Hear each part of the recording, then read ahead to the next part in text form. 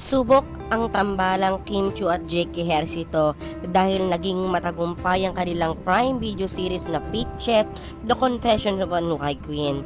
At ngayon nga sa adaptation ng What's Wrong with Secretary Kim, kumpirmadong si Kim Chiu ang gaganap na lead role at sa lumalabas ng larawan sa social media na kung saan ginanap ang table reading kasama ang cast ng What's Wrong with Secretary Kim, kitang-kita sa mga name tag na narito ang pangalan ni na Kim Chiu at Jake Ejercito.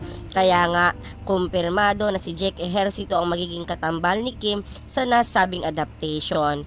Bukod kay Jake, makakasama din ni Kim Chiu ang singer na si Angeline Quinto at ang batikang aktres at isa sa pinaka-successful na seasoned actress ngayon na si Miss Janice de Belen na katatapos lang sa Dirty Linen.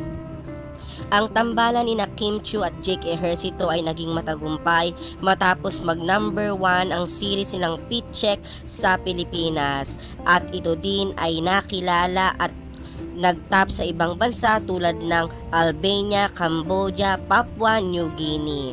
Kaya nga naman excited na rin ang karamihan. Pero bago natin mapanood ang Kim Chiu, Jake Ejercito, makikita muna natin ang linlang series ni Kim at Paulo sa Prime Video.